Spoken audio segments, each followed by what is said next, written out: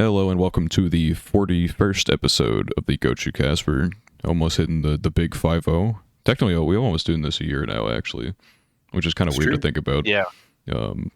Doesn't feel like it's been a year, Yeah. but Time flies, for better or for worse. yes. It doesn't, but I guess part of that is that we've never missed a week. That's true. So Yep, we've never missed a week. Never. Not at there's all. never been like a I long break. don't know what you guys are talking Well, about. Audio well, only. yeah, is like, There definitely were not issues with the Like video. we've never. there's missed recording. always been an upload on Saturday, at least. That's true. Well, actually, there was a Sunday that one time, I think. But anyway, but Yeah. it'd be like that. We talked about him. We're fine. Yeah, we have never taken an entire week off or whatever. Skipped an episode. Never skipped. Which I'm pretty proud about. I would have thought like maybe like unforeseen circumstances would have cucked us by now, but we're good. Yeah, Yeah. there's the week that I died, but it only happened You held it down, to kind of. one person. Yeah, the show must go on. Oh, It's all over the day I die. Then we have no one to record the podcast. yeah, that's true. And I gotta open Sony Vegas. It's over. You just gotta have OBS or whatever. And, True.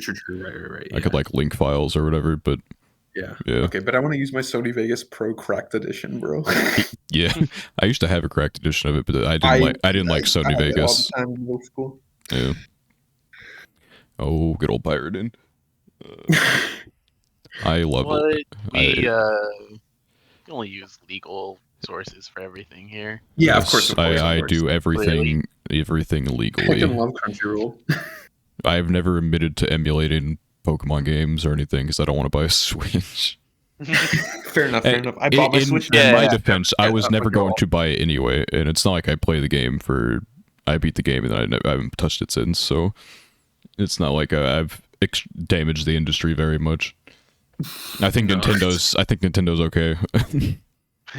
Yeah. I thought about streaming the game actually, but then I'm like, do I really want to play this game again? Not really, and so I decided not to. Yeah. I got a I'd had capture the- card to play the police on game, just like in Discord calls with people, and also because it's just like generally useful to have a Switch capture card. Like when the Mega Man games get ported, I'll probably play them in Pips a lot. Is it just the classic Mega Man games? It's the Battle Network games are coming to Switch in April. Oh, Those okay. are- I remember those. Those are my favorite games of all I, time. I like those. Yeah. Watch the direct with everyone. I'm looking at all these things like, man, I'm never gonna play any of these. Yeah. I wasn't super into it. I don't know. Is what it Nothing. Nintendo I'm sure really there were tickles people my fancy. Yeah, I'm sure there are people that popped off about that direct, other than the Zelda stuff. Yeah, the Splatoon fans going crazy over the nothing that they showed for that. Oh my god, bro! Isn't Splatoon just like paintball or something? Yeah, you know what I did get out of that direct actually? They did so much nothing with the Splatoon, but one of the things that they did at the end was like they had a Splatoon character standing like it was just white everywhere basically. So it's like they're probably White. like a paint mode or some shit. I don't know. I don't remember what the announcement was, but it reminded me of a game I played called The Blob. That shit was fire. I bought Blob. the game. Yeah, The Blob. I bought the game on Steam. I didn't even know there was a Steam. I was gonna pirate it, but then I found there was a Steam version, so I bought it Oh, instead. the Blob. Is that it? Yeah, like DE, but like lowercase and then Blob. I've seen this game, but I just don't. Wait, you were I don't playing remember. that? That was what you were playing. Yeah, that's what I was playing after the direct. I bought I it watched immediately. I watched you play some of that. Yeah, it's gonna be our next speedrun game. Since I'm the world record holder of Battle Bears 1 Zombies. Are you actually? It's not official yet, but I have the time. This is Daniel Lord. Okay. Yeah, I beat it by a full minute. Okay. There's only 2 people who have ever completed the the speed run, which is just basically completing the game. But I don't know. I've considered doing the speedruns for the Mega Man, Star Force, and Battle Network games, but when I looked into it, they didn't look fun.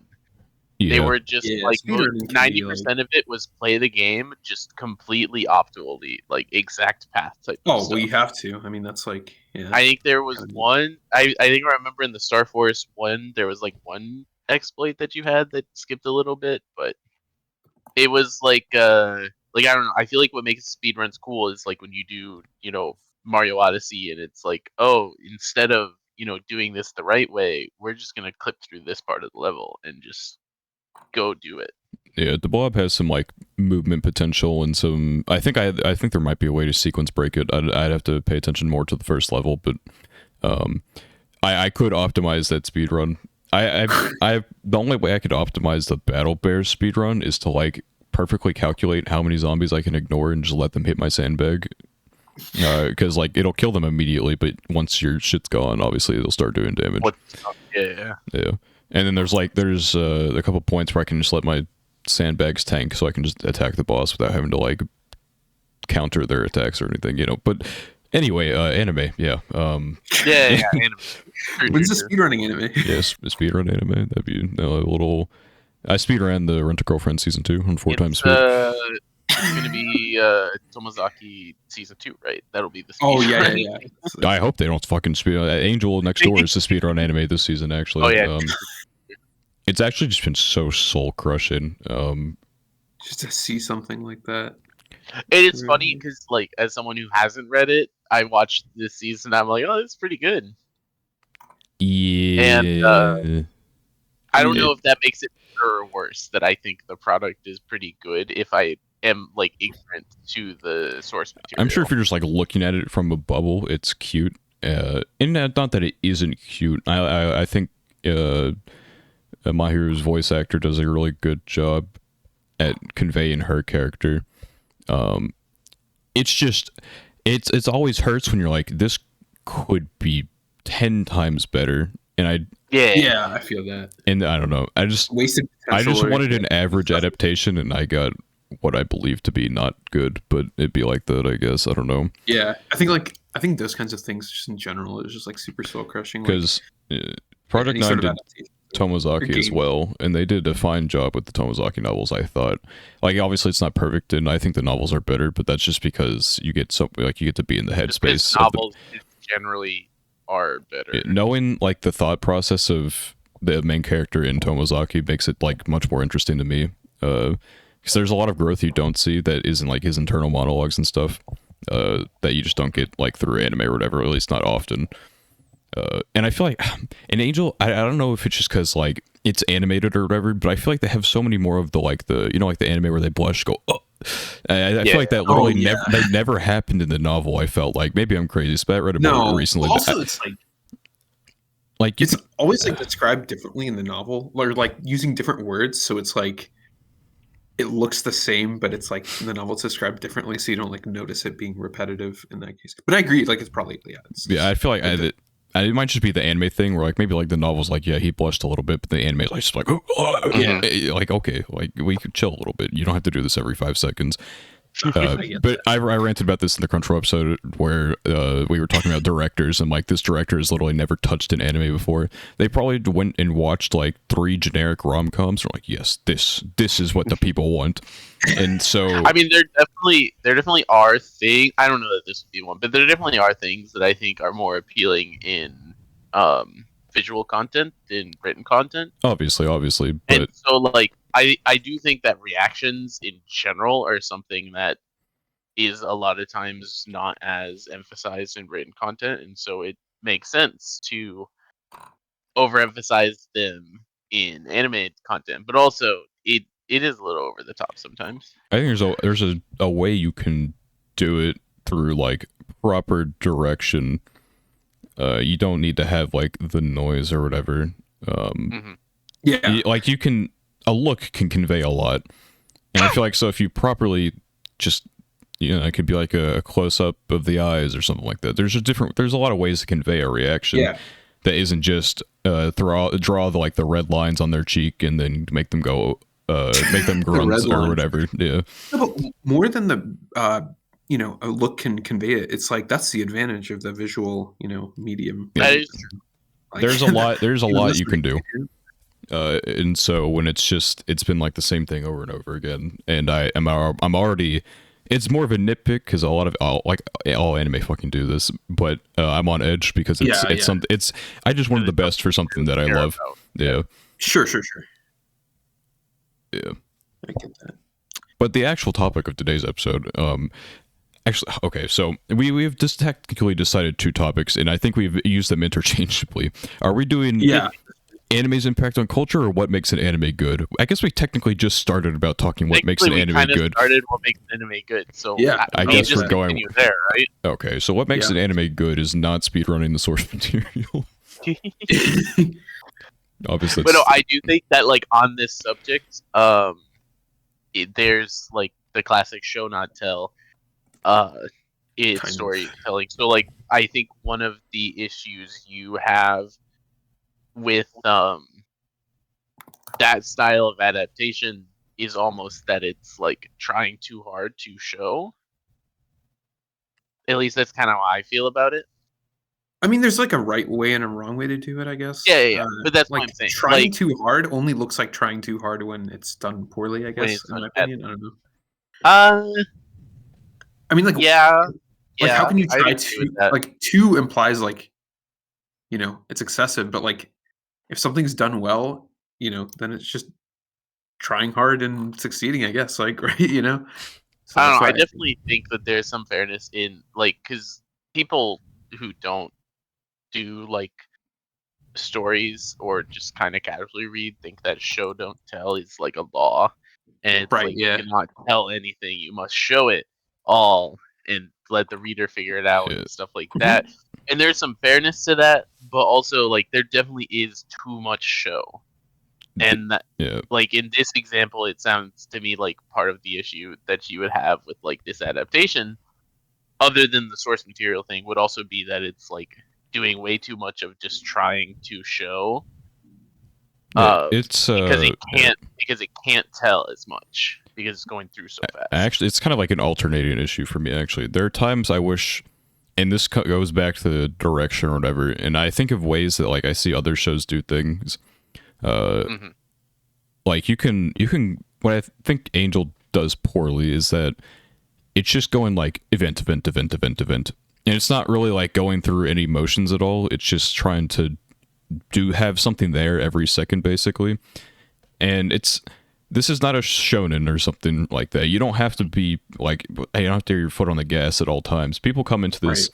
Right. It is a romance anime, and they are, especially with like the premise of the show, they're expecting something slower, and so you can take your time to go through motions, and even if like it's not like that expansive on like the source material, like when they show a character cooking or something like that, you can show a little bit of that, and that will pad your time and allow you to flesh out. Obviously, you have to hit an episode count or whatever. I get that, but you can. There are ways to flesh out your time that feel natural, to where you don't have to just be like, all right, well, I guess we're going to be cutting this, this, this, and this, and this. The literally the first episode of when technically they rearranged an event, which was the first sign of really bad trouble headed into novel 2. But then novel 2 content, they literally immediately went through 70 pages of content just because they cut out so much detail. And I'm like, what the fuck are you doing? They cut out the end of one of the chapters in the previous episode as well. Or not a previous episode, like a couple episodes before that. I think it was episode 3, I want to say. I can't remember. Whenever his mom visited, there's Right. context to that cut out, and then they like combined a couple scenes in the New Year's episode or whatever. And they cut a bunch of detail, and boom. So I whipped out the novel, and I'm like, do I even want to know how much they just went through? And a morbid curiosity, of course, got the best of me, and so I started flipping through, and I'm like, where did they end? I was like, I was getting really deep in. I got lost in the novel trying to see where the fuck they ended. And I'm like, holy shit. They just went through like 70 pages. And they already adapted like the next 20 pages in the previous episode because they're fucking stupid. And then they like, the next episode after that is like relatively decently paced. And so I'm like, why the fuck can we get this the last episode? I don't understand It's like, the inconsistency. Why are you now doing the pacing that you should have been doing the whole time? Yeah. I think it's just inconsistency, probably. I mean, it is, but like, if you're not, It makes me wonder though, like the conversations behind the scene on, because like I don't know, because to me, obviously you're adapting stuff, and there are like changes that you have to make in adaptation. But I wonder how they set like the goals for like, okay, we're gonna do over this like 12 episode season the first 3 novels. They might For be example, gunning for 4, I think, at this point, which is going to extremely piss me off because they'd have to cut a lot of corners to get to the end of 4. But mhm. let's say they It's, do go for 3. yeah, it just makes me wonder what types of conversations even go into a lot of those. Because it's like, to me, I feel like all of the material is written, and like it's not that you can just take from page and adapt onto screen, but also like there is an advantage to like knowing, you know, what content you have to show and having like a pool of content to pull through. Yeah, I think I don't at the end of the day, it comes down to the crew working on it. Because let's go back to the good old Boat to the Rock adaptation or whatever. You could just simply adapt the 4 coma as is, basically, and maybe add some connectors here and there because it's a 4 coma, obviously, and then you can move on with your life. But Cloverworks, that team specifically, that whichever team in their studio specifically worked on Boat to the Rock, obviously had a passion for it. I don't know how big of a, like, obviously it's not always budget that comes down to like how good animation is. A lot of it comes down to the talent of the team. Obviously their team was very talented, but obviously there are budget restrictions, whether you want to admit it or not. I know people get mad about that. well, Or whatever, also to take into account with that, especially in the case of Bochi the Rock yeah, and like it's other a music anime, like a you have an goofy 4 coma. entire, yeah, you also have an entire catalog of songs that you have to make for Yeah. that anime as well. So like, for example, a lot of people, you know, I think I've talked about this on here before, but a lot of people obviously want there to be a season 2, and I just like, I think there will probably be a season 2 There because it will was so definitely be a successful. season 2. Yeah. Yeah. But I don't necessarily think it'll come anytime within the next year or two, just out of purely them having to make new songs. I can see it And within like a couple of years. It won't be like next year or anything like that. Because I don't think I mean, making new I songs is see, one thing, but it's like, I yeah, I could don't know. see it like end of 2024, early 2025. That's not a prediction. That's just, to me, that feels like a somewhat realistic well, because like it's not like the time. studio themselves. So like if you go onto like the YouTube page or whatever, you can see they have the Cresco Band YouTube page credits who ever made the song, and they got multiple different sources to make these, like the band Zach, which if you've watched anime, if you watched enough, you probably heard stuff from them. Probably heard. Like Class Armor Elite, they did both those openings. Right. And it's actually a really common thing. We made jokes about it when Daniel and I were watching Encouragement of Climb with our friend Lukia, and there's a person who shows up because he wrote the songs named Tom Hack, who is the guitarist for OXT. I think it's guitarist, but there was kind of just a funny joke of like, what is Tom Hack doing in this cute girls climbing mountains anime? Yeah, like But like a lot of the people same thing. know OXT from like Overlord and all these other like like more mature shows, and then you see Tom Hack chilling in Encouragement to Climb or whatever. And so obviously it's other people working on the songs. So I don't think it's the songs that's a problem. What I do, or not a problem, but it's gonna like take the time. But I think it will mean more is that next season, now that Bochi the Rock has bursted onto the scene, it was literally the album was like the 3rd biggest in the world when the week it came out or whatever, I think. And that's you mean like on that's Spotify? no, like the actual album Like, sales, actual album. Whole album. Yeah. one of the biggest albums in the world, and it sold out, and they just didn't make enough for it to become number 1. Like they didn't have like they didn't sell or they didn't make enough for it to become number 1 basically, and it still got number 3. I'm sure when they made this, they did not expect it to do what it did, but now it's like it's a phenomenon, right? And so you have this anime that has exploded now, and maybe they didn't have as, because like you could tell like towards the end of the anime where they had like the characters grayed out and stuff or whatever in like the last concert, you can tell like the budget was running thin probably, and so now they're going to have money now they're gonna have and fun. yeah, for they're sure. gonna have money and expectations, and so I think next season, expectations is one of the things that like it's hard to quantify that, but The I think next- like that's yeah, the big next thing. season is probably gonna go pretty hard, is what we can Next expect. season's arc is also Hopefully. pretty fun. I'm interested to see how they do the next season. I think they just need to do more of the same, and maybe like Yeah, obviously, I agree. I don't think there's anything in the next season that's like difficult if they continue just with the same passion and mindset that they did with season 1. yeah, That's not what I mean. It's just it's a fun season. yeah. If they just like approach it the same way as they did season 1, then they're probably gonna be more than fine, and season 2 is gonna be big as well. I think I've mentioned this before, maybe, but the biggest hurdle they'll have for season 2 is that, without saying too much, there is an entire second band that they will need to get voices and stuff for, and that's probably like the big hurdle that I see. Yeah, but you know what? We got the money to deal with that, though, so it doesn't matter. Yeah, exactly. And that's what I'm most curious about is like who would be the people behind, and especially obviously the vocalist behind that group. I guess we'll find out eventually. Yeah, probably be a bit before we find out, but I think there is fuck, I can't remember what month it is. It's either March or April, I want to say. Maybe I might be wrong. I can probably look it up. There's an event for Bocce the Rock coming up generally soon, and I would not be surprised if we got something there. I'm sure that it is, and maybe they've thought ahead. 23rd of April. There's always the possibility that they were prepped to make a season 2, and just still didn't expect it to blow up like this, but maybe still were like, oh, we'll make a season 2 because we love this. That would be the scenario where it comes out, early 2024 or something. Yeah, it's going to be special event 23rd of April, 2023. Whether or not they No had OVAs it or in play, anything? no. Well, unless they announce an OVA, fuck, I don't know. Yeah, I guess. But which probably won't happen. Usually OVAs are released with like Blu-ray or whatever, and Bocce's Blu-ray has been coming out, and it's been one of the. I mean, it's been fucking making the numbers.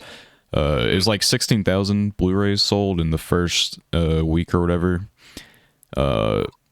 and like 16,000 doesn't feel like a lot, but when you think about how expensive Blu-rays are, especially in Japan, I guess that is a lot of money, and they don't mean as much anymore.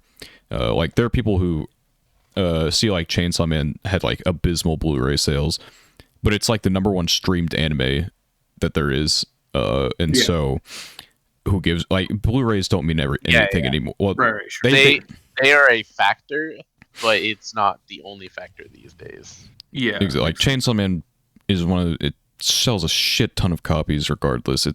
Like there are not that many volumes of it, and it's like one of the higher selling animes, or not animes, manga ever. And so I mean, part of that's just because it's more modern than some others, but it's still making a lot of money. It's still, new volumes are going to be high up there in the manga charts. It's still extremely popular. It'll get a season 2 at some point. Speaking of things that recently got season 2s and blew up randomly after coming out, Licorice Recoil just had something of an announcement. Yeah, anime project. What that encompasses, we don't know. It could mean a lot of things. That's very vague. It will probably be a season 2, but it could be a movie. It could be a movie. It really could be almost anything. We know that something is coming. Yeah, which is more than we were promised from it, definitely. Yeah. So I saw one take. Someone's like, I bet it's gonna be like a new season, but with all new characters. I'm like, no. They're not going to. There's no shot. They now, have a Yuri bait cash cow in place.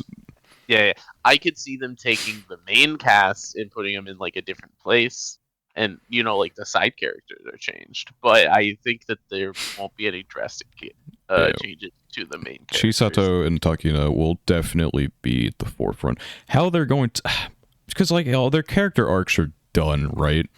And so I'm like, I think it would make more sense to have a movie, because there are still some plot threads to tie up a bit that we saw at the end, but I don't see how you get a whole nother season and make it what season 1 was. But and the answer we all probably don't want to hear is that it might not be, even if it does have a really good script, because I think some things just have really good season ones, and I feel like from this point there are plot points that could be explored, but in a single season it'd be hard to set those things up. To me, the difficult thing with it is like going like the character arcs are done, and so Licorice Recoil was very much like a character based like a character focused narrative, because it's not like the plot was particularly complex or anything like that. They had moving parts, but it all revolved around the characters. And so when you have these character arcs that are done, and you have like part of the plot from season one is like resolved, and some of it permanently for spoiler reasons, but I just, when you have half your plot gone, your characters are done, I struggle to see how they'll make us. We'll find out, I guess. We'll find out. we'll see. Project. It's gonna be like some freaking merch or something. It's gonna be an OVA, just one single OVA. One single OVA, yeah. I don't know. It will, and once again, it's going to get money this time. A1 had two originals air at the same time. One was Licorice, the other was Engage Kiss. One was much more popular than the other, and I think Licorice is going to be getting that Engage Kiss money now. And so should see an increase in quality. Not that it was like bad quality to begin with, but I'm excited to see what they do next. I do feel bad for A1 and Cloverworks though, because they are under the boot of Aniplex, and that has not been going too well for the anime industry right now. Yeah, I definitely feel like season 2 for Licorice Recoil is kind of just like I'm gonna let you cook type of moment, where it's I don't know what they could or should do. I can think of a few different ways that it could maybe be interesting, but those are all just kind of like subjective ideas too. Yeah, we'll see. We will see. And I like, because it's not like they can just pick up right after whatever as well, because like we had like not really an epilogue, but we had like some stuff after anyway, and so how much time is going to pass, because there's some things that like, yeah, we'll see. I definitely think it would be interesting if it was the season was done abroad, so outside of Japan. Yeah, I don't know how that would happen though. I don't know how it would happen. I think that's the thing. Granted, that takes the writers to have a lot of like world building thoughts and stuff like that to really pull that off. But that's to me the thing that I think I would be most interested in, because while there is stuff that they could still do in Japan, I kind of feel like there's a whole world out there that No, I don't believe could that. have There's a no lot whole of world out there. Japan's the yeah, only exactly. country. There's a whole world out there that could have a lot of like similar shit going on or things like that. Yeah. Maybe they need to hire you to write season 2. No, I'm terrible. They I can did give hire people me to write the ideas. Angel remake. ChatGPT to do it. Yeah, I can give people ideas. That's what I do. I tell you like, oh, is this a good idea? And then Consultant. you, the writer. Consulting. Yeah, exactly. Brainstorming. Yeah, I got you, dude. I But guess yeah, to answer the question. yeah, to answer the question of what makes things good, writing is what we just said. But no, direction guess for in me, like, anime is like a huge yeah, thing. what Because I think makes it- those two things we named both blew up because they had phenomenal direction. It is kind of like the wrap up of this whole arc that we've gone through. I think when you say direction, what do you mean by that specifically? Or So like storyboarding for one, Okay. but also like in the case of Bochi the Rock, looking at your source material and figuring out ways to make it appealing while also deciding whether you need to remove stuff or add stuff to it. I think one of the issues in directions a lot of things have is that they would prefer to remove stuff rather than add stuff. That's And true. Bochi the Rock was very aggressive about adding things, and I think it paid off really well. And that's a directing decision. But also, like, kind of how Daniel was saying, order of events is really important in any story. And so it's kind of one of those things with Angel Next Door, where coming from him and you people who have read the novel, the order of events feels really off. But for someone like me who has never read anything, I might look at it and be like, oh, in animation format, this order of events makes a lot of sense. And I don't know. I don't have like an opinion really on the Angel anime like that. It's just kind of been decent to me. I've liked it. Yeah. Yeah, fair enough. I mean, And obviously, when I the say that, goal- I guess like the question about like directing or like what is directing in that sense, because like to make something appealing, it's like, well, yeah, if it's appealing, it's appealing, right? But like, So, yeah, yeah, to me, I guess like think about it's hard to direction. know. Yeah, when I think about direction, I think of like organization and like Oh, presentation, okay, sure, yeah, right? yeah, that makes Those sense. are the two words that come most to my mind in terms of Yeah, direction. no, I think that makes sense. I think for me, like, um, I mean, obviously, it's like a holistic experience, right? Like, if the story is good, but the animation's terrible, then it's like, it's kind of hard. If the animation's good, but the like background music it like doesn't fit, then like that's gonna like Hmm. hamper your viewing experience a little bit. But in the interest of not being like incredibly vague and like obvious about it, I think for me, like, um, I think for me, just like the story, like being compelling is like very important to me specifically because like Hmm. I need like a not a cliffhanger necessarily, but I need something to like Something to draw you in. yeah, like something I don't know and that I like need to find out. You know what I mean? Like the best shows for me are like in general. This is not Things that just an have a anime little thing. This bit is of just a like in mystery general. to it. A Yeah, monkey yeah. that This is needs like any media, a like books new too. unopened banana each episode. That is a way to put it. Yeah. To put it that I way. do agree with that to an extent. I don't always think that I need to have something like I'm chasing or thinking about, but I do think that I have to feel like the story is going in a direction of some sort. And like having an idea of what that direction is. For me, I guess it's like, I mean, it wholly depends on what the material is. Like, I can watch Gochuucast Yeah. and nothing's happening whatsoever. I'm like, yeah, this is great. But then I can watch something. If I can tell, I've talked about it before. But if something is showing to me that it wants to have substance behind it, I'm going to treat it like it is something that is trying to have substance. Yeah. But then if it's like a Gochumon or something like that, like, yeah, maybe we're gonna make coffee this episode. It's like, yeah, all right, let's do that. That is true. That is true. Like the way that something's presented does change a lot of those opinions. Yeah, Because like for example, in if I'm watching a rom com, obviously I'm like, oh please give me some romantic progression. But if I'm watching a shonen, it's like, all right, if you're gonna write shit romance, just don't even waste my time. Fair I enough. Yeah. love Mickey Mouse romances. If something's shit, you may as well just throw a Mickey Mouse romance in there. I'll take it. It's like one of the Orient fumbled that big. It's like one of the things I love the most about One Piece is that Oda has basically just been like, yeah, I can't really write romance, so minimal. Not like in exact words, obviously. I'm sure he could write a good romance story. And there's a few in One Piece, I guess, that are decent, but it's very much I appreciate the fact that it's a shonen and it's written with just like the idea of being a shonen, right? And Yeah, it doesn't try to half-ass some romance plot in for the main character. I mean, yeah, I know it depends on the genre, so I'm not like, yeah. Like if you're just trying to be like goofy anime, like just have fun watching. Don't try and give me this like a character moment or some bullshit like that.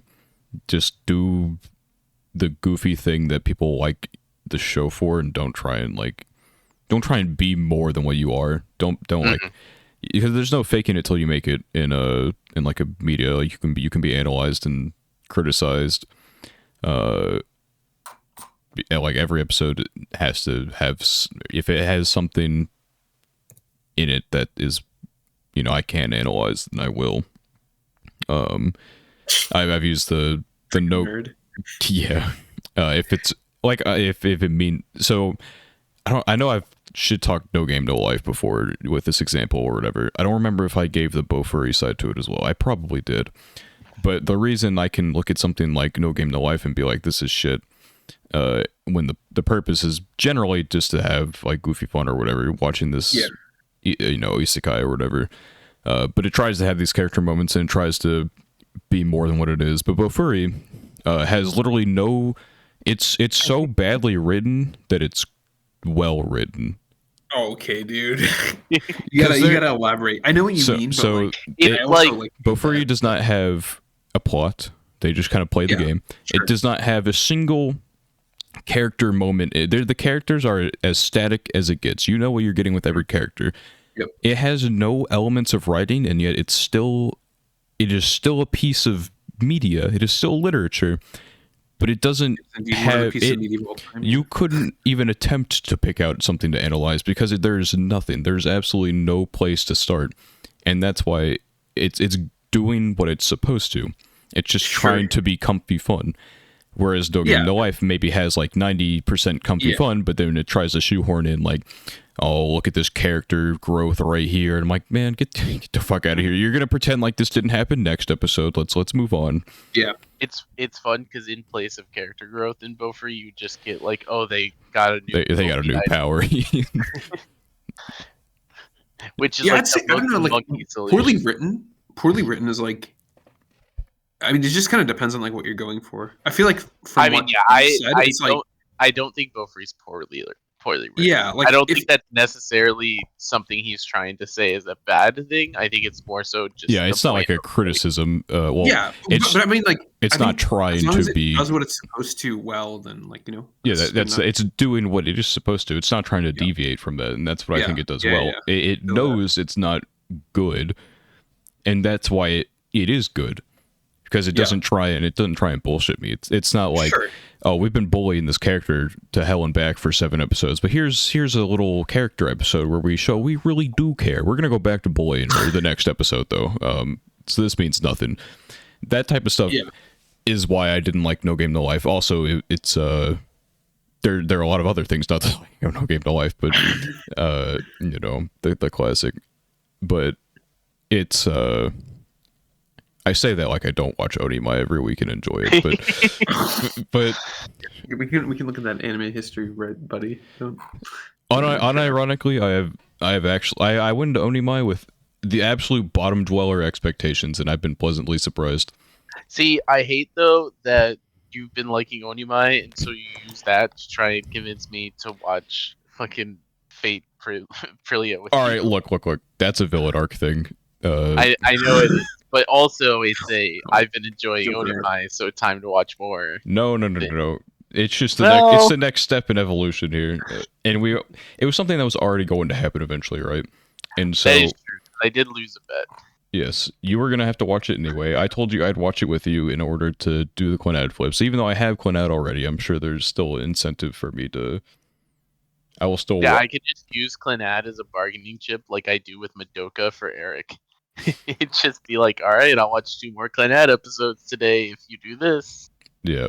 But basically, you look. It's not like I'm looking. I don't think, because like Onimai is like it's not as bad as you think. The rock climbing episode of Yamano Susume is infinitely more horny than like most any episode of Onimai could ever dream to be. And Onimai's not even horny. It's like, I don't know, you just, not that there isn't like any sexualization of anything in there, but like most of it isn't. And so if you just don't go into it with that weird mindset of like this is going to be goofy, then it's actually like an enjoyable show with likable characters. It's well produced.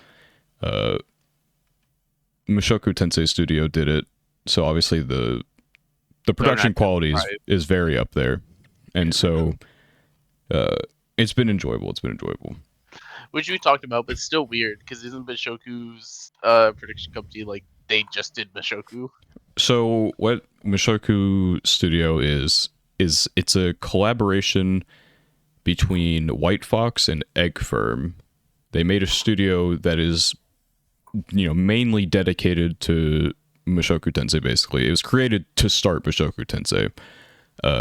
Onimai is probably just a side project for cash, because you can't just do like one anime all the time and just like there's I'd probably expect moving parts to, or there's parts of your team that aren't moving during these like pre-production phases, and so I guess like while they were writing Mushoku season 2 and stuff like that, before they had to start animating it, and they've been getting a head start on Mushoku as well. Like it was like years in the works or whatever, and so there's probably just a bit of downtime, and they're like, you know what, let's take this goofy slice of life and give it a very generous coat of paint. Fair enough. Yeah. And that's what is there anything that like I don't want to say that doesn't, or like, do you think there are aspects of anime that how should I say this, like other people value highly that you think you don't, or it's a trend that you fights? I don't give a shit. Okay, if there's a fight and it looks like shit, then I'm gonna criticize it. Sure. But like, I don't need that stimulus. Like some people are like, oh, there hasn't been a fight in like X amount of episodes. I'm like, why the fuck is that like the only thing that I don't know? People, I don't know. People equate fights to, is this moving fast or not, and that's just not how it works. I like Vinland Saga this season has been extremely slow burn, and I love that. Because while some people probably look at Vinland like, oh, these fights were so hype, I'm like, these fights are fucking stupid. I hate them. And so now that they're not there, they would literally just be like, kill people to kill people. They are too over the top. I'm like, there is no way. It's like it's because it's anime, right? I think I probably ranted on this before. I'm gonna do it again though. It's anime. I get that, but this is anime in a historical setting, and so when you have this dude chucking a spear from the top of a mountain down, like multiple kilometers away, just piercing 4 people with one throw, and I'm like, what the fuck just happened? Like, why is this the way we have to? I can suspend my disbelief for some of the things. Like, this guy's like 7 foot tall, fucking jacked as shit. I can believe he can swing a big like the big pointy stick around or whatever in that one fight. I do not believe he will chuck a spear down a mountain, like multiple miles, and pierce 4 people at once, or throw an axe and decapitate like 4 people on like different boats. It's just not. That kind of stuff really takes me out of it. And so when season 2 has just been about characters and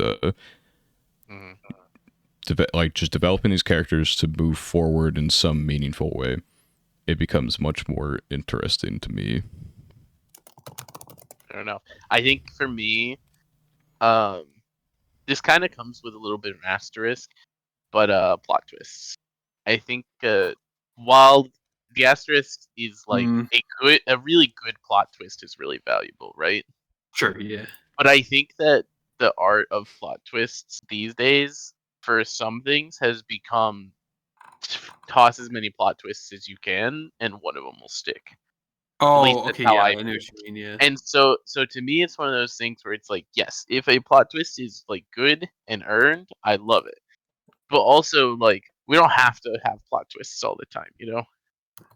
Yeah, and I feel like that I've seen like an anime so or many show or things- something where it's like that's exact problem happens where there's like a plot twist like every episode or something like that, and it's just like, damn, dude. Yeah, and this is why Gamers was bad, right? I know Gamers wasn't plot twists; it was misunderstandings, but it's like the same thing. Like, it takes something that is a narrative tool and uses it to the point it becomes annoying. I rarely believe misunderstandings could ever properly be used as a narrative tool that doesn't make me want to bash my fucking skull in against a brain, because most of them can be solved with basic human understanding or communication, because that's what a misunderstanding is. It's a breakdown in communication, and so when you fix communication, the misunderstanding goes away.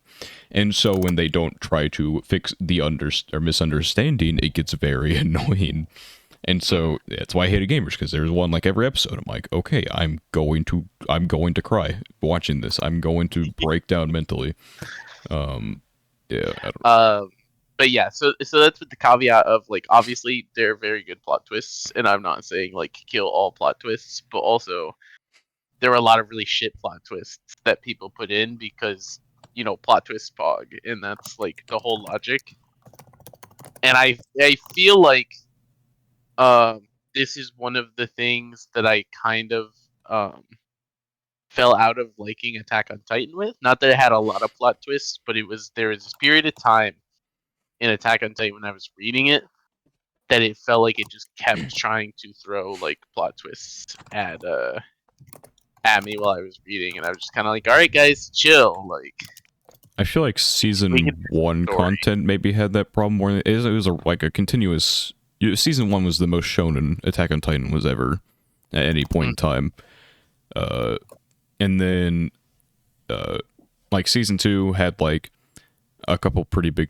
It had like probably 3. What do you count as like a plot twist, or because like maybe there's like an addition to like the story. I don't know if I call like something might happen. Like obviously there's just a big betrayal or whatever in season 2, and so that's like I'd have to look to see if I can find the exact spot, and like even see if I'm correct in remembering that like that was the issue. But it's just something I thought of that was like Attack on Titan does a decent amount of like it has trying a to consistently shifting narrative. Yeah. Yeah. And I'm not saying Attack on Titan does it bad. I'm saying that's an example that came to mind. Yeah, I think it also has to do with like expectations of like the viewer, or like what I mean, the plot twist works because like what you expect to happen doesn't happen to some extent. So I think that's like, I do hate when they're shoehorned. Like if like yeah, I mean, it's like, obviously, ooh, this character was actually evil, and there was no build up to it at all. And I'm like, oh, okay, let's chill. I think I mentioned this last time. It was like I remember playing this game where like the plot twist just wasn't explained well, or like not explained, but it wasn't hinted at well, and that's when it's like terrible. It's like that's actually shoehorned in because it's like you made no effort to like make the plot twist resonate with the, I guess, the player. So like that's literally the definition of like shoehorning, or just like forcing it in, where it's just like we just need a plot twist because like haha, it's a plot twist, but not like thinking it through. Like, okay, like how is a viewer going to react? How is how is a player going to react to the plot twist? It's like if the framework is put in place for like a then plot it twist, works. and I can, because this happens in shonens a lot. Well, not a lot, but I can think of a few examples in shonens where a plot twist has happened, and I can like look back throughout the source material and exactly find the thing. There's a setup for it. Yeah, and find things that have like different meanings to me because of the fact that the plot twist exists. You should be able to go like, oh, now I get it. Like now that makes so much more sense. Where it's like a small thing you didn't notice, but then like it makes sense. Like I won't spoil any of the things that actually happen or the twist, but Black Clover does this in the going into the newest arc. There's a plot twist type of thing that happens, and there's a lot of stuff that happens in the middle of the Black Clover material that was really, I think, upsetting to a lot of people, but also like didn't make a lot of sense. And then this plot twist happens, and all of a sudden you look back on a lot of those things, and it's like, oh, all of those things had to happen. Yeah, exactly. And it was all part of this like bigger picture. And whether that picture existed or the writer just made it up after messing stuff up, I'll give him the benefit of the doubt and say that this was the plan all along, because there's no point in believing it wasn't. But I don't know. I think stuff like that, when it feels like the framework has been set for the plot twist and it changes things that happened earlier in the story, is like important. And so when you just, aha, I was a villain the whole time or something like that, it's like it feels like it makes, the art of making plot twists cheap. Yeah. Also, the feeling that I'm trying to pinpoint is like the viewer should feel, or I shouldn't say should, but like I should feel betrayed. Yeah, or like the feeling is like, oh, how was I so dumb to not have noticed this? Yeah. That's when it gets you, So yeah, like the actual like definition of it is like an unexpected development type of thing, but it should be unexpected but explainable and understandable, and not just unexpected because you need the big like ooh moment, like ooh that just happened, like oh my god. I mean, look at like I jokingly call this the first plot twist ever, but look at Citizen Kane. I don't know if either of you have watched Citizen Kane. Like a long time ago. No. Yeah. So Citizen Kane, I jokingly call the first plot twist ever written, just because one of the reasons why Citizen Kane is so popular and so well spoken among like film communities is because at the very end it has this pretty major plot twist that like changes how you feel with how the story had developed, and it ends, right? It makes this reveal. It doesn't say anything. The movie just ends, and you just have to like think about how everything that just happened was affected by this like last piece of information. Right. Okay. Yeah. And I don't even know if I would necessarily call it a plot twist, but I would say most people kind of consider it that. So for the sake of this conversation, I'm also going to call it a plot twist.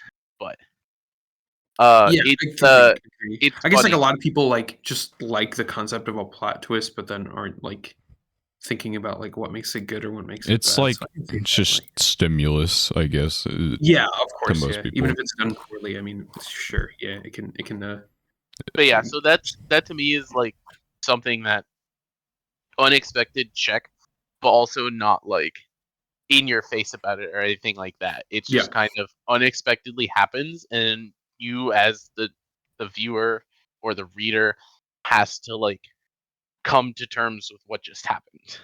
Yes. Yeah, Yeah. I like that. I think my least favorite type of like just general development is whenever like a character is suddenly killed off type of thing. I feel like Mhm.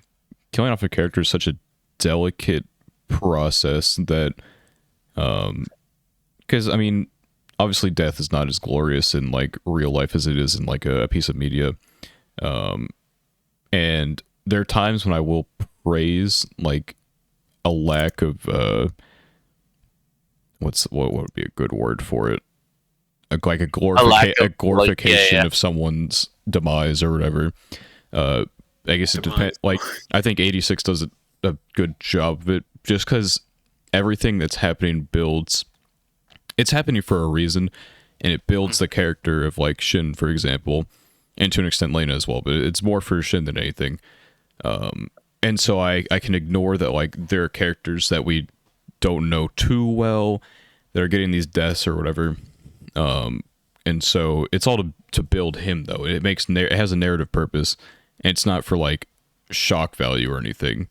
it's It's definitely delicate. I mean, I think that the opposite is true too, where like, well, not the opposite, but I do think that a lot of anime make too much out of like some characters dying I, in kind of like the you, glorification it doesn't way. need to be Dude, like, like a glor. yeah, It should have some level of impact on the, whether it be a character or like the actual story. It should have an impact. It shouldn't just be like a shocking moment in time just because you need something crazy to happen. Like, all right, let's fucking kill a character. It should be like it's gonna grow this character, or it's going to reset this character, so we can move in a different direction with this with their, you know, obviously it's like an emotional breaking moment type of thing. it's an interesting conversation to have with you've been watching the newest season of My Hero, right? I don't remember if Yes, you watched My Hero. I skipped season 5, but I read the manga, So so I watched season yeah. 6 anyway. So I guess My Hero spoilers, although I think this should have happened in the anime already. They All basically the just got done with like the big villain fight. okay, you might be an episode off. Well, I say just got done. That happened like a few Did episodes ago. yeah. Did it already tell all the casualties of like that whole It's like situation? we're in like edge coup territory now. Yeah, so you should Yes. know roughly the Yeah. casualties of the whole like thing that happened. So anyway, the midnight stuff is interesting to look at in this vein. Yeah, I don't think I ever cared for Yeah, her too that's much. fair. And it's like interesting because I don't think the point in Midnight's death there was to have too many people care about her herself, but it's like, driving the students forward. And she did have a very like unceremonious, just like It was like it was basically it off was screen. She got off yeah. screen basically. Yeah. She essentially, saved the students in a way and got off screen because of it. And it's actually a death, like one of the few off screen like huge ramifications in manga that I've actually liked, because it wasn't this like big crazy thing. It was just kind of this like base act of heroism where, lost their life trying to save, the students Yeah. type of. On the flip side of that, I think that Twice on the villain side of things was a death that I thought I could get behind and made narrative sense in a multitude of different ways. Yeah. Because it's a lot for Hawk's character, and then the villain side of things as well. It humanizes them, because he's not like a bad person at heart or anything, but he is a villain at the end of the day. So you know why Hawks did what he did, but you also feel bad at the same time, because you know that It it's feels like tough out there for him, but it's there. Yeah, it's the only way at that moment that it could have gone down, and so there's a lot of weight behind it, and so it's not. I think Midnight's Death generally works. I never said it was like a. I don't I feel was like it was using it as bad. an example. Yeah, I was using an example of something that's maybe not as like.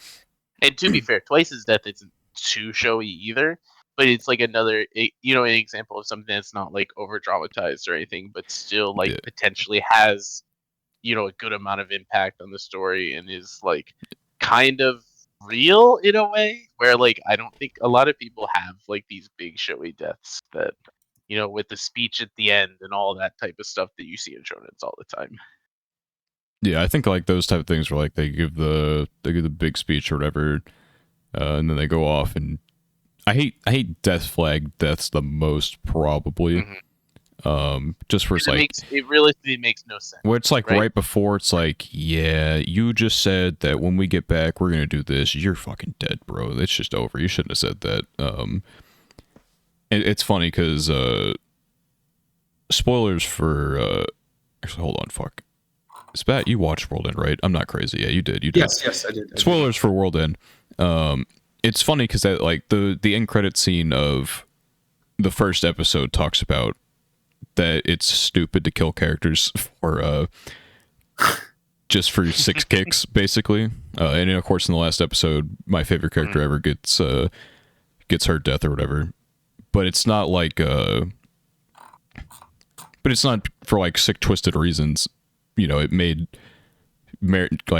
sense for the character and her story arc to conclude there with that moment. And I never felt, and she got the big moment or whatever, but I never felt like it was entirely overdone. I suppose it was a good conclusion for that. And so even though the character died, even though in the first episode it's like, oh, it must suck for the reader to have their character killed because the author felt like it. There was death for a reason. And I guess that's where I will stand by the statement that at the end of that, in that end credit scene or whatever, is that it don't just have death because you need something to. You need stimulus for reader. This is like this is like the biggest I think problem that shonen fans have in general, is this want for death in like a lot of today's stories. And there's a balance, right? Like One Piece is notoriously criticized for the fact that it doesn't kill off many characters. And that part of that is because Oda has always said that if the death isn't going to have a meaningful impact, he would rather just leave the character alive. And that's kind of been like his stance on most of that. But like a lot of people just, to be fair, One Piece is a funny example because there's also several deaths that should have happened in One Piece that got eventually written back, and then it's just like, what the fuck, dude? That makes the character feel worse. But it's like funny to see a lot of shonen fans' reactions to stories where something like a One Piece or a Black Clover that doesn't kill off a lot of characters, they'll just be like, okay, please kill someone this episode or this arc. Yeah, and I think it's a fine way to, like, if it does have impact, don't do it. And I think this was Fairy Tail's problem at the end, where they could have had multiple impactful deaths, and they had multiple fake outs, and it's like, okay, you're at the very end of your story, you can afford to take out a character or two that has had their arc concluded. And I hate fake outs are the fucking worst. I hate fake outs. Holy shit! Like, rarely is there ever a situation in which I feel like a fake out means anything, because it just leads. I hate it. It's leading up to a plot twist for no reason. Yeah, I hate it when the fake out is treated like a death and then it goes back. That's when I dislike it. Like if something happens to a character and you see it happen, you're like, oh, there's no way they survived that, and then they survive, fine, whatever, right? But if they like give the character the entire send off and like conclude their arc through death and stuff like that, then it's like. It's like when Tom Brady retired from the NFL and everyone did all these tributes and everything, and then like a few months later, it's like, all right, guys, I'm back, and now he's retired again. So everyone's like, we're not doing this shit again. No, it's real. Yeah, no, exactly. No coping. So I don't know. It's interesting. Yeah. How a lot of writers approach death too, because then there's also stories where they just like love to kill people. Because why not? Yeah, and I feel like it depends on if you set like a tone at the start and you're constantly killing people, then it's probably fine. Like it's what you come to expect. I don't know, it needs to make sense within the show's context of whatever you do, and it needs to have weight behind it in some capacity, whether it be narrative or like character weight.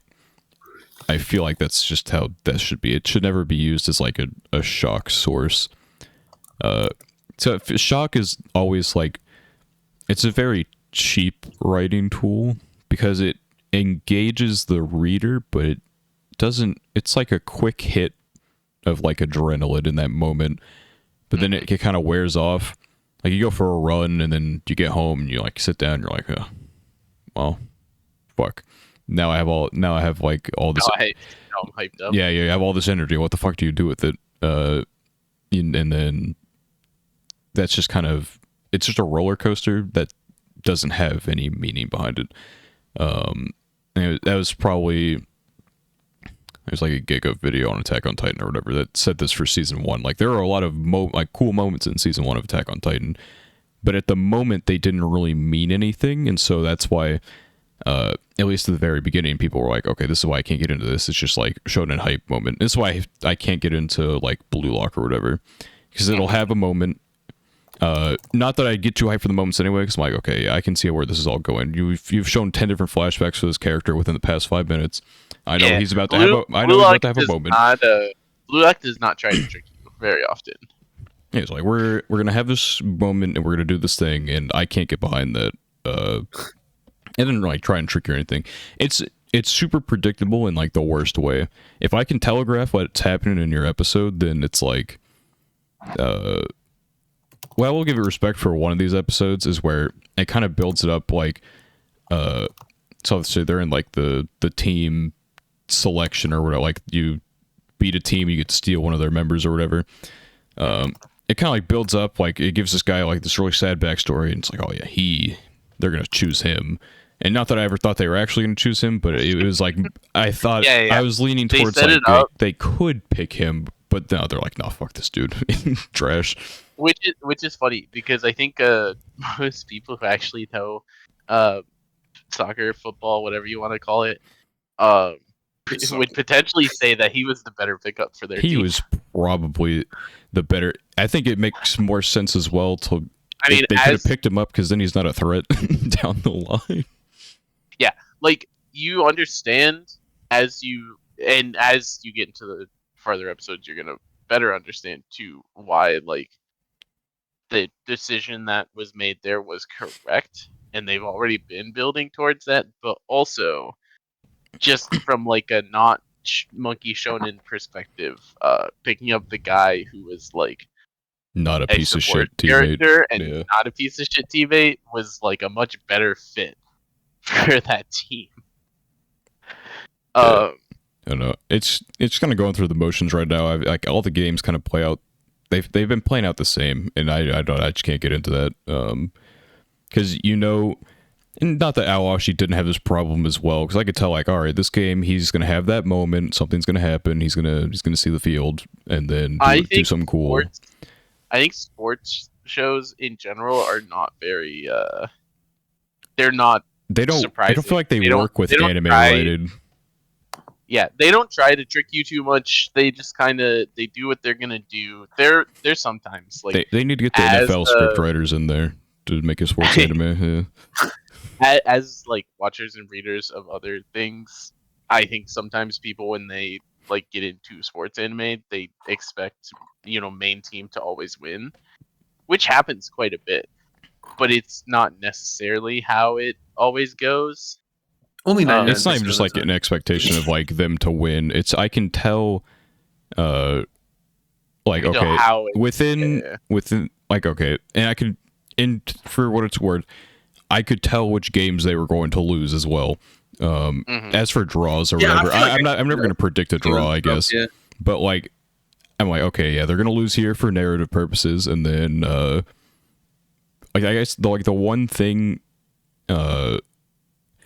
it's I can always telegraph how these are going to go. It's like, okay, so this character hasn't gotten a moment yet. He's probably going to get it in this game. We need our main character to have a moment, of course. So he's going to get at least one. He's going to get the bone thrown to him at some point, because he always starts the game acting like a pussy bitch, and then like the middle towards the end of the game is when he starts to turn up, and it's like, yeah, I get it. We've been down this road 3 times at this point. I get it. All right, now next episode, this character is going to have his moment because he hasn't gotten it yet, and it's like I just can't get behind that when I can see. I haven't read the manga, but I feel like I have. I can just see into the future with how the narrative presents itself. It depends. Sometimes, I think that most sports stories are inherently more character driven than they are like action driven, which is funny to say when talking about like something like Blue Lock that is seemingly very much monkey action with like character thrown in there, I guess. And it is. I think the manga feels, at least to me, it feels a lot more character driven than the anime has, but not in like a way where the story feels different. I just kind of feel like some of the character moments maybe mattered to me a little more when I read, but maybe it's also because it was the first time I experienced character driven, but it's like it's the way that the character stuff is presented. I don't feel like the quality is also where I would want. It is character driven. I can realize that the action is just a way to progress that forward. It's just I don't think the character stuff is very good because it's very like shonen character stuff where it's like, all right, here's this character, here's how he looks on the outside, but he actually has this backstory we're going to spend this episode on, and then he's going to have his cool moment, and then his character's done for right now. I feel like I think that's why I like the stuff like Haikyuu and Awashi a little more, even though the sport aspect of it feels a lot more predictable and like really straightforward with how characters develop and how games go. Because I think those two stories, like, and Ace of the Diamonds like this too, they like properly assign these character arcs and moments like that to characters that are, going to stay important. And, the gimmick of Blue Lock is fun, but realistically, how much do I care about a character that I get an episode of development and then we don't pick him for the team and now he's done for good? You know? And I like Awashi, and not that like I want to like shit on Blue Lock too much, but like Awashi is like 20 times quadrillion better. But because like not that I couldn't predict anything that would happen in Awashi or whatever. Like I said earlier, like I know at some point something's gonna happen, and he's gonna have his like his moment per game or whatever, where he does something cool. It's gonna get his Hana power up. Yeah, his pussy proximity power up. Yeah. It. I definitely said this on episode before where it's like they're the same person. He has the pussy proximity whatever though for his power up, and the blue lock is just whenever we need it most. Yeah, I don't know. It's sports anime definitely have a tough time because it's like, yeah, you have to try these character things, but it's really difficult to do that mid game without like feel like it's trying to push you in a direction. I feel like the games, the games should be games, and then the character stuff should be off the field generally. I think that's the main problem a lot of sports series have, because you want people to progress while playing the sports. They progress too quickly. They have a lot of also true. Like aha moments, basically, like on the field, like, oh, this is how it's done, and now I am the expert on how, because now it clicks, and it's like that is, you've done this 3 times already, that's not how this works. I think Haikyuu is one of the biggest offenders, while also being one of the ones that navigates that issue the best. Because Haikyuu loves to have those in-game growth moments where, you know, they go from like getting trash to all of a sudden good. But it also has moments where like they'll figure out something and then they'll try and do it again and then fuck it up. And it's like, okay, fair enough. If you are gonna have them learn the new skill and be OP, it's also cool to have them mess it up once or twice. Yeah, and to shit on Blue Lock some more. I wanted to mention this. I fucking hate but this can apply to other shows as well, but I've already been shitting on Blue Lock, so I'm going to do it more. I hate whenever they like continuously use like fucking goofy buzzwords, like at the beginning of Blue Lock, it's everyone has the monster in them, and it's like, what the fuck? And then they change from monster to, oh, this guy's a weapon. They also have chemical reaction. Yeah, chemical reaction. I was getting that one's my least favorite so far. I'm like, who the fuck just says chemical reaction as if it's just, I want to have a chemical reaction. I want to have chemical reaction. Just say, hey, let's build some team chemistry together, guys. Like, come on. You don't. I fucking hate it. And everyone says these things. Like, everyone just agrees on the term. Like, yeah, okay, look, the team, like part of the group, the cast or whatever was together whenever they came up with the term weapon. I can get that. It's fine. No one was there for chemical reaction, and now this motherfucker just thought of it in his head, maybe it was said by fucking Ego or whatever. I don't remember. But it was like specifically to their group, right? So Ego's communications, with the groups, especially in the first selection, we don't really know how it goes. But the communications he's making are personalized, but you also, I assume he talks to all the groups, right? Right. There's no reason that he would just be talking to random teams in, one of the 5 facilities and no one else. So yeah, it's like, is he just saying chemical reaction to everyone? This motherfucker come with the buzzword? Is this nerd the one who's doing this shit? Like, is he tainting everyone's mind to say these dumb buzzwords that don't really mean anything? I think most likely that's the truth of it. But yeah, I guess to kind of, because I want to talk about this a tiny bit, because I know Daniel cares about this as well, but talking about the full arcing conversation of things that we enjoy in anime, or like can make or break an anime, I think world building, I've talked about it a lot on here, so we probably won't spend a ton of time, but world building for me is like huge. If you're I love it. That's like probably one of my biggest things. If you're gonna be a show with an open world, and that's the concept, is that there is a world, I love world building things so much. Yeah, it's one of the things I love about Elena in some way the most, is that they are fantasy worlds that take advantage of the fact that they are a fantasy world. And Mishoku does as well, ReZero. It's not like generic isekai number 2374 where it's like, all right, let's go through the evil forest. And then go back to our village, and we're gonna be here for the next half of the season. Yeah, or we're like Orient, where it's like, all right, guys, let's move on to the next location, even though the next location is Red Rock number 375. Hey guys, do you guys want to go to a desert today? And not that like scenery is synonymous with world building. But when you have nothing but red rocks, it definitely hurts. Because obviously world building comes like there's the culture of the I mean, characters, hell, even the lore of even everything. Eminence, yeah, even Eminence and Shadow has been, especially in the second core, been doing so much random world building stuff. Of just it's like not important world building stuff. It's just like, oh, we're gonna have him go to this random country and do the Eminence and Shadow thing.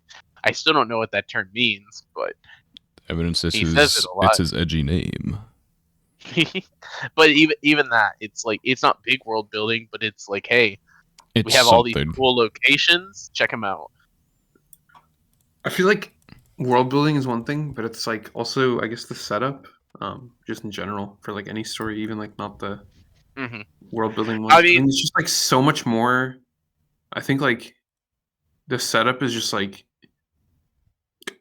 it's just part of the story. You know, it's like yeah, just and for I so think many like, stories, it's like it's so integral to like understanding the plot and like the plot points becoming like enhanced because you know the setup is so good. mhm. Just for like the viewer, I think that's like why it's like big. Yeah, I think that a lot of things set up like certain aspects of world building, like locations, right? That's like the basic way of thinking about it is like locations or like races or groups of people. So like One Piece, for example, has this specific island. It's called Elbaf, which is the island of the giants. And it has been talked about since like chapter 80 of the manga, and it comes back all the time and stuff like that. And so it's like there's limited knowledge even in the current manga to what we know about Elbaf, but it's been built so much, even though we haven't gone to the location, that it makes you very excited for the point where it becomes a story relevant location, and you actually get to like discover what's up with this place that we've known about that exists in the world but haven't gotten to go to yet. Or Yeah, even if it doesn't come to fruition as a location we go to, like this place that we're getting all this information about that's not even story relevant. I think with the ReZero, it was one of the things that I thought was most interesting when Daniel has talked about the what ifs, is talking about how some of these what ifs will, add these, locations or settings and stuff that we don't necessarily get to explore in the main story. Yeah, and it's And to interesting me, to that's like see cool. other aspects of like it's like one of the what ifs. Since we're all caught up to season 2, yep. ReZero season 2 spoilers. Part 2. Well, actually, no, you could listen to part 1 and it'd probably be fine, or just watch part 1 and probably be fine. So obviously one of the pivotal moments. So all the what ifs for ReZero have to do with. So Subaru at one moment he made a choice between doing what we see as like the right thing or whatever, or choosing like a path of sin. And so, just for example, before I move on to like the actual point, sloth if is the first what if, I believe, or no, the first what if is fuck, what is it? Is it Wrath? I think it's Wrath. It's all the way back at what's it called? Whenever he jumps off the cliff in season 1. And Yeah. so instead of jumping off the cliff, he ends up just running away, and like he takes a different path in that world, basically. Actually, no, fuck. The first one, fuck, damn it, I forgot about one. Oh, which sin? Which sin was it? I think it was. Is it the lust one? No, though. I know. Well, I know there was a lust one. we don't That's talk like about the lust one. redacted. Yeah, Yeah. So the author of ReZero hates harems, but he made like an April Fool's like harem. All the what ifs are released on April Fool's generally, I believe, because that's Super's birthday is April 1st. Funny enough. Oh, perfect. Yeah. But I think unless I'm just talking about, I'm pretty sure it's his birthday. It released on April 1st. Anyway, the first one is Pride actually, and it starts off with when he's like dying to Elsa and stuff. He dies like a quadrillion times because he fucking refuses to go get help or whatever. And I think we talked about it in the ReZero episode. Like if you were supposed to win a fight, you're going to win a fight. He cannot, no matter how many times like Like Elsa could throw a slash. He can dodge that slash because he knows it coming. But guess what? You're not gonna be able to guess her next move because you're gonna get fucking stabbed. But he goes through all that bullshit, and there's a lot that happens in Pride. All the what ifs are really fucked up. But all that stuff happens. So it's Pride when he decides not to shout for the guards. And that's how he meets Reinhardt, obviously, and how that Elsa situation resolves. But then there's Wrath, where he decides to not jump off the cliff to fix the problems at the mansion, which leads to a whole bunch of shit. And then there's Sloth, where he runs away with Rem, which I think is probably the most fucked up because he goes... It's like the least fucked up in terms of content in the if, but it's the idea of what happens afterwards that isn't in writing, but you know it's going to happen. Eventually, he's going to die of old age. And he's going to go all the way back, and it's going to be really fucked up because he'll have gone through an entire life. And he'll end up right back at the he'll end up right back at the station with Rem, and it's going to be really fucked up. And that the part doesn't get written, but it's there in the back of your mind because there's a purpose for Return by Death or whatever, and he has to fulfill that, and it's not going to let him die until he does that. But then we get to season 2, which is the greed if, and this is if he accepts Echidna's contract. So he accepts that contract, and she helps him fix all the problems or whatever. But the stipulation is that they want to experience fucking like literally everything. I'm not going to go through like the whole story or whatever, but one of the parts is I think it's at the very end of the if story. I can't remember exactly. But in the so he ends up dying or killing himself or whatever because he got like a piece of information that he needed, and so he went back. And that piece of information was earlier in the day. It looks like a throwaway comment, but Petra, the little girl in the mansion, she asked what she's like worried about going shopping because she thinks it might rain that day. And so Subaru goes through the whole day, kills himself. He's like, yeah, no, it's not going to rain. And so it's just like an absolute abuse of, he's died like 100 million times or some shit in that route. Like literally every little thing that he could know if he were to go experience something, die, do something else, he does. And it's like, it's super fucked up contract or whatever. And it's interesting to see that side of the characters, knowing that what we have now is nothing close to that.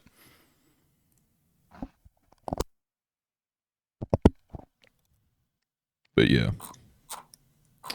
It's I think the idea of fully exploring the fantasy world you've created is something that even in like objectively not like extremely well written stories, I think it's something that I enjoy just having happen because it's like there is this whole world and we need to explore it because otherwise what was the point in going to a new world? Yeah, I mean, I guess like for my example, I mean it's not anime, but like I mean I think Harry Potter like for a lot of people was like that. We talked about the fantasy episode, but it's like just the world itself and like them exploring different parts of it and like each book and stuff was like something that as a kid it was like really easy to get attached to. So I agree. It's like it's pretty big. Yeah. And especially in fantasy, I would say. More than anything else. Yeah. Harry Potter is redacted in 2023, but no. But you're right. I think that's one of the things that a lot of people really liked about those books when they were out. And then, shortly after the Percy Jackson books came out, and it was a similar thing where it made this whole like setting and everything, and then it went and explored all those things. And that's like the fun of it is not the fact that I've mentioned a lot that I don't particularly like Konosuba, and I think one of the reasons is because I felt like Konosuba season 1 and like Gochuucast season 2 were just hey, we have this town and we're gonna hang out in the town. And that may or may not be a fair assessment. I'm not gonna say it is because I don't remember the content well enough to Konosuba also true. Is like I could never even attempt to take it seriously. It's a different genre. Yeah, I know it's not, but that's like an example. I know Konosuba is a goofy, like kind of parody-esque show and everything, but it's still like has this coolish world, and it does eventually get into some of those world building aspects, but it also like that's not what Konosuba is about at all, and that's fine. But it, as an example of It's something not that, as engaging for you, yeah, exactly. which is fair. Makes sense. Because it's not like you're saying it's bad for that, which is probably my biggest pet peeve is whenever people don't enjoy a Has specific like aspect, yeah, and so just because they don't enjoy said aspect, like this is a bad it's bad. thing. Yeah, Yeah, Yeah, I agree with that. It's like you just have to consider the purpose of like yeah. purpose. There in, are a like very there are objective levels to write in, but like sure, yeah. personal desire is not really not one of important. them. Yeah. Yeah, Like if you are not into something, you obviously don't have to watch it, and you don't have to. Yeah, You can fair say enough. it's not for me. I'm gonna move on, and then you'll be fine. But Yeah, but why do that when I can complain? what I could say it's not true, When I can write a twit why longer I can call an it essay on mid manliness. with no extra connotation behind that. Yeah. Yeah, I think those are kind of like my main. I know we didn't like specifically outline the things we were talking about, but like a lot of those stuffs we talked about throughout the course of the conversation. There was like a lot of the things that are important to me with like how I enjoy stories and what about stories make them good to me. Yeah, it'd be difficult to like because there are a lot of different things to like, and some of them are probably just hard to put in words. Like whenever I'm Yeah. watching something, I feel like it might just be like the feel of the show means something, or like it's like when you're playing a game and when maybe like this that game feels right, like the movement is fluid for you. But maybe you play another game and while it's not like performing worse, it feels clunkier type of thing. Yeah, Because like you said, like I could say all this about how I like world building and well written characters and stuff like that, and then I can also get off the podcast today and watch an episode of Gochuucast and be like, this shit's gas. Yep. And it does none of those things. Like yeah, you So go it's, make that fucking coffee. Yeah. that was an interesting way to put it. Yeah, but because I feel like I gravitate probably more towards shows with like well fuck I don't know.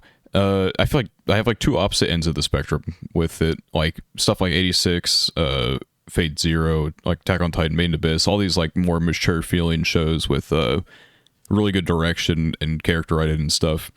But then I can go watch an episode of Gochumon that has nothing to do with anything, and I'd be like, yeah.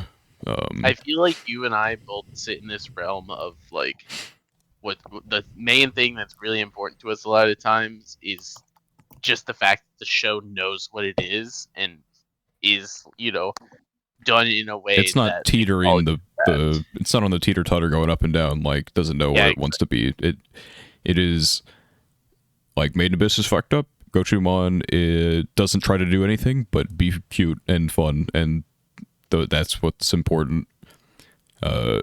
Bofuri doesn't try and bullshit me. It's not going to try and give me shoe in a character arc or whatever, and then have Maple go do some bullshit somewhere else immediately afterward or anything. Yeah, I need a story, bro. I just need that. I mean, not that I dislike slice of life. It's just I think it would it's have fair. to develop I versus think it is a respectable opinion to say that you need some type of narrative to be happening. not everyone Yeah. can handle slice of life. And Yeah, I it's can it's true. It's a little too understand that. hardcore for me. You know how it is. Yeah, you just don't get it. The grocery shopping arc is something you could never understand. Okay. Yeah. But fuck, I had a point. I had something I wanted to say. Now I don't remember it. Fuck, it was just a second ago, but then I had to make fun of Spat for not liking It's, Slice. it's my fault. Yeah. I had to be the punching bag, so you know how it is. Yeah, it was probably it's just a it was payback. probably something to do with story. So I feel like how many compelling stories can you truly? I feel like a lot of things. For me, I don't need like a fresh story. Like reinventing the wheel on that end can be like, fuck for example, like people probably look at like something like 86, and then like maybe they'll watch a Gundam and they're like, okay, this is just mecha war type stuff. It's the same premise, but it's the meat in like it's the substance of the actual show is going to be different. The characters are going to be probably different. Yeah. Even if it's like the same, if it's done well, I can appreciate the material that's being shown, and so I don't mind. Like, I don't need like a crazy story or an inventive one. I just need one that works, and then I need something around it. I feel like characters are always going to be the most important thing for me. Yeah, definitely. I think I agree with that. I think it's like a lot of times they're just like bland characters that like they're kind of hard to get into. But like if not only does the character have a compelling story, but it also like the character like not only plays their role well, which sounds really stupid because like I mean they're characters, they're not they're animated characters, but like I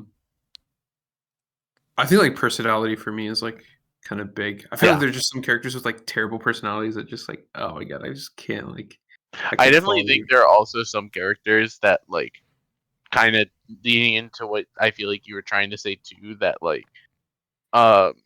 don't necessarily need to be an active character. They could just be static, but if their static personality is strong enough and helps drive the narrative enough, then it's like like in Summertime Render. I don't exactly. Or like I don't consider, maybe I need to rewatch it because I might be wrong when I say this, but I don't consider Lelouch and Code Geass to go through that much character change. He has some no. I agree, yeah.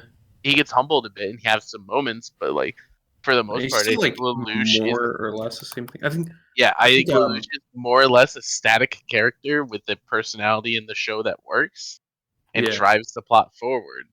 Yeah, I'd say Lelouch is less about like his own character development and more about like how he can like adapt his character to like the different situations, because I feel like he doesn't change in his actual like attitude, but like how he approaches things is like slightly different as the show goes on. But that's like not a character change. It's like a I don't know, way of doing things change. So yeah, I mean, yeah, he's like a pretty static character, all things considered. I mean, compared to a lot of other shows, I think character growth is like one thing that just like I think that's like something that doesn't matter for me too much. Like, obviously, it's nice, but you have to have like, for me, like to appreciate that, I think you have to have a good story behind it. Like, it's not enough for me to just have like a character.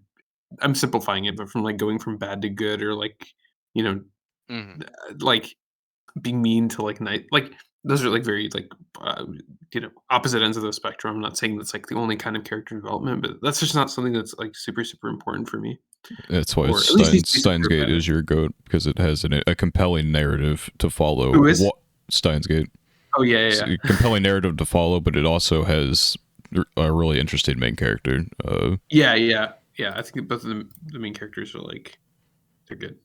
Yeah, they're really good, and the story obviously like I just like love it. So yeah, I don't know if I can name too many stories I have to like really think. Obviously, Steins Gate has a good narrative, but I can't think of any like I guess like Attack on Titan maybe. But I feel like that goes from like plot to character a lot. Like it shifts pretty hard towards the end. Yeah, I think generally character is where most of my enjoyment comes from. The opposite end of the spectrum. I don't need a story. I just need characters.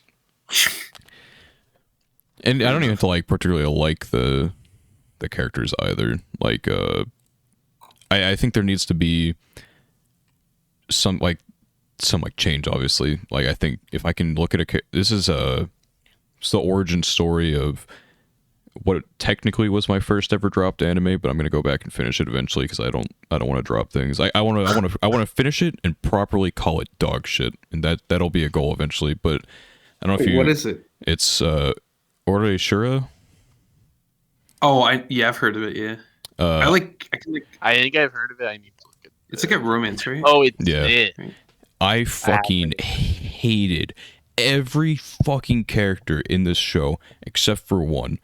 And not that she was a good character, but she was just unproblematic. It's like some childhood friend character or whatever, and they just bully the fuck out of her in like the first few episodes. I think I gave it the 3-episode rule, but they just kept being mean to her, and I'm like, I'm deriving no enjoyment out of this. They're just fucking with her for no reason. She didn't do anything wrong. And so I have this main character who's kind of a pushover, this asshole popular girl or whatever bullshit, and then this other character, the one that I don't despise, is just getting shit on the whole time. And I'm like, I don't know if I want to keep doing this, and so I dropped it. And eventually, I'll deal with it later. But are you gonna have like for your drop list? Because you don't have that many drops, so you have a couple, right? I have I have zero. I have my pause list we can look at, but I haven't dropped any. Like I watched I watched 7 episodes of To Love Through Darkness like fucking 5-6 years ago or some shit like that. I think it's like 6. It might be 6 at this point. And it's not that I dropped it. I pulled a PK and just never continued. I watched other things and never continued it.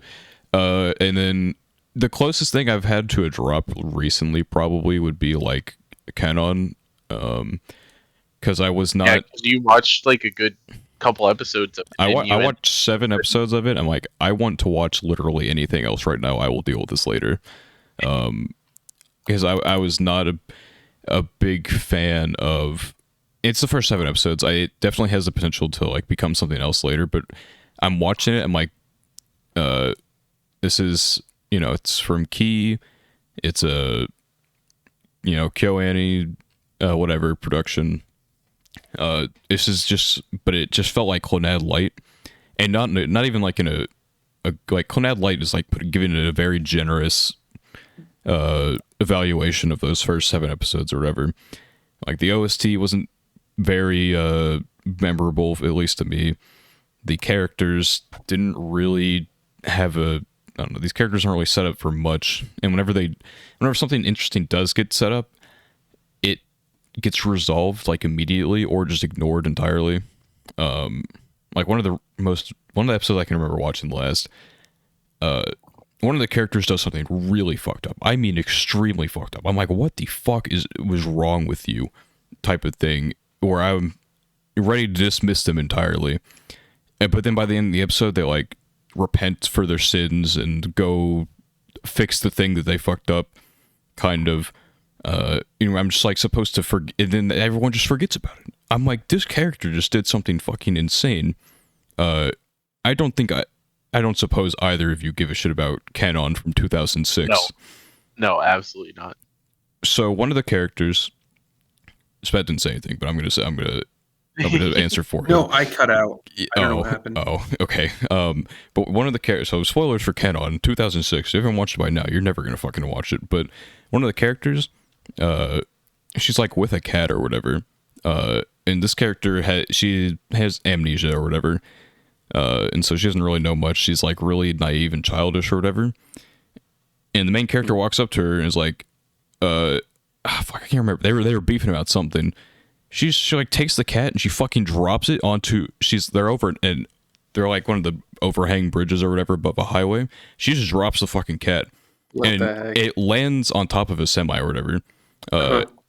And so the main character, obviously, like, what the fuck is wrong with you? Are you fucking insane? And she's like, I don't know what the fuck you mean. It's just a fucking cat. Who cares? Which really felt out of left field for her character and not set up in any capacity. But amnesia, I don't know. Maybe I'll learn something later. Only 7 episodes in of 24. But then by the end of the episode, it's like, you know what? I do, or she runs away or whatever. And I guess at some point she ends up feeling bad, and she finds the cat. She takes it in afterward. Everyone just kind of like forgets about it. I'm like, she just fucking tried to kill this cat. She just dropped that shit off a bridge. We can't just ignore this. Oh, that's crazy. I know, it's like we have done nothing. Cat. We had done nothing for like 6 episodes, and then I'm like literally falling asleep watching the show, and then she fucking hangs the cat over the bridge. And I fucking wake up. I'm like, what the fuck? No. She drops the cat. Like that moment. If something had happened from there, I probably finished Cat On. But immediately forgotten about. Nothing happened. Nothing happens. Character goes Just through dropped their a bomb. But, like, the characters don't dropped a follow through, bomb, and then nothing matters afterward. I'm like, what? Yeah. Like, that was a big what the fuck moment, and nothing happens from it. And I'm like, well, how the fuck am I supposed to get engaged with this? If you're gonna, and probably like part of it's probably a visual novel moment, but like you can't do that and then not do anything with it. I think I probably mentioned again, like there's like a character who like walks around the school at night. The main character's like, what are you doing? She's like, hunting demons. He's like, okay. And it's like, that's it. Okay. And every now and then he'll go back to school, like, still hunting demons? Like, yep. And they don't really do anything with it. I mean, I'm sure eventually they'll probably get to it, but they're trying to balance all these different weird characters, but they don't ever flesh anything out. They're like, yep, they're weird. Yep, sure they are. They don't do anything with it. At least not yet. But visual novel moment is odd sometimes. But what we will do is end this episode because we're an hour 40 in. It's 1 a.m. and I want to be done. And we're actually running out of stuff anyway. And so it was a fun episode. But all good things must come to an end. This will be this is like literally our third longest episode ever at this point. Crazy. This Any is like Vegas one of- working overtime. Sorry, OBS. It's like one of our most podcasty ones too, because we kind of had a theme, but also half of the episode is. Can we start with Pokemon? Or not Pokemon. No, we did not. DS. We did not talk about. I don't think we talked about Pokemon. Or no, we No. did. We did because I was just I thinking, was like, talking started about. with I talked about Switch, pirating right? Pokemon, Pokemon. and Yeah, You're right. We started with games. right. Anyway, where was I? If you enjoyed the episode, you should subscribe on YouTube, like the video, comment down below, all the different engagement things that help us out. If you are watching on audio-only platforms, give us the good old 5 stars, helps us out a considerable amount. If we get enough, then it'll display the average rating, and people are like, oh, this shit's gas, so we should watch this. But anyway, every Saturday, 3 p.m. EST is when we upload. If you want to go from YouTube to audio only, if you're on the go, you can go to our anchor link down below, take you to Spotify, Apple Podcasts, etc. And then if you're on the anchor side of things, go to YouTube, Is the Order, and Anime Podcast. We're the only one. You can't possibly miss it until someone steals our brand, in which case we will fight to the death for it. It's never going to happen, but it could. It could happen. Yeah. But we will always be the better Gochuucast, even if someone steals our Out of brand. all seven of them that exist. All 7? You think if I look up Yeah, after the Gochuucast, 6 people steal it. Yeah. you think I'll, just- after pretty six, good. after 6? I wonder what would come up if I look up Gochuucast on YouTube. Actually, I've looked it up. Yeah, you get some. I mean, it's just like we are the random. top. We are the top. Actually, Okay, good. It gave us our Christmas episode first, probably because it has Gochuucast in the title. Yeah. That's But- easier. But our handle is Gochuucast as well, so it pops up there. All of our shit's there. Okay. What if I scrolled down enough? What would pop up once it runs out of episodes to recommend to me? Let's see. Our Pokemon episode's really down there, which is kind of... Oh. What the fuck? Okay, wait. How does that make any sense? What the hell? Okay, this is probably just a random recommendation down here. Yeah, eventually it just runs out of things. We are the only thing that will ever pop up for Gochuucast. You literally cannot miss us, actually, if you look up Gochuucast. So yeah, hope you enjoyed this episode, and we will see you all next week for, I mean, I guess we kind of... Well, anime culture, and how anime is effective culture. We kind of spoiled that one at the start because we didn't know what the fuck we were doing. But anyway, thank you and goodbye.